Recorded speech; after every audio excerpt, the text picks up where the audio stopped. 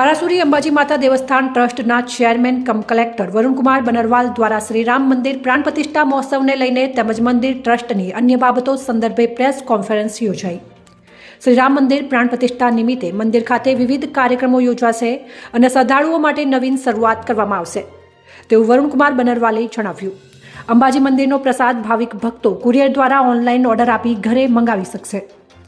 श्री आरासुरी अंबाजी माता देवस्थान ट्रस्टना चेरमेन कम कलेक्टर वरुणकुमार बनरवाल द्वारा आगामी 22 जान्युआरीना रोज श्री राम मंदिर प्राण प्रतिष्ठा महोत्सव निमित्ते अंबाजी मंदिर खाते आयोजित थनार विविध कार्यक्रमों तेमज अंबाजी मंदिर द्वारा थनार नवीन बाबतोनी शरूआत अंगे प्रेस मीडिया ने माहितगार करवा माटे प्रेस कॉन्फरन्सनुं आयोजन करवामां आव्युं हतुं।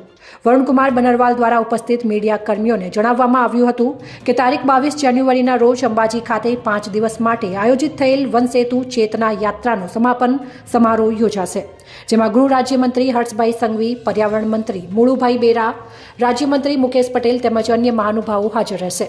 ज्यां श्री राम मंदिर प्राण प्रतिष्ठा महोत्सवनुं जीवंत प्रसारण करवामां आवशे। तारीख 22 जान्युआरीनी सांजे अंबाजी मंदिर चाचर चौक में गुजरात साहित्य अकादमी साथे मळीने सुखविख्यात गायिका मैथिली ठाकुर द्वारा भजन संध्यानुं आयोजन करवामां आव्युं छे। अंबाजी मंदिर खाते राम मंदिर अयोध्या खाते वितरण थनार प्रसाद माई भक्तोने आपवामां आवशे। अहवाल रामजीभाई रायगोर, कांकरेज, बनासकांठा।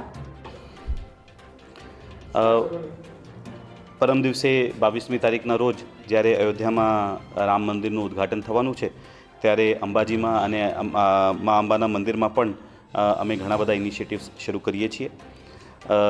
ગુજરાત સરકાર દ્વારા જે વન સેતુ ચેતના યાત્રા 18 તારીખે માનનીય મુખ્યમંત્રી શ્રી દ્વારા વાંસદા ગામથી શરૂઆત કરવામાં આવી એ યાત્રા 22મી તારીખે અંબાજી પહોંચવાની છે અને એના સ્વાગત માટે લગભગ 7-1000 લોકો જીએમડીસી ગ્રાઉન્ડ ઉપર ત્યાં ભેગા થવાના છે અને આખી જે રામની શોભાયાત્રા છે અંબાજી ગામની એ પણ ત્યાંથી જ શરૂ થવાની છે।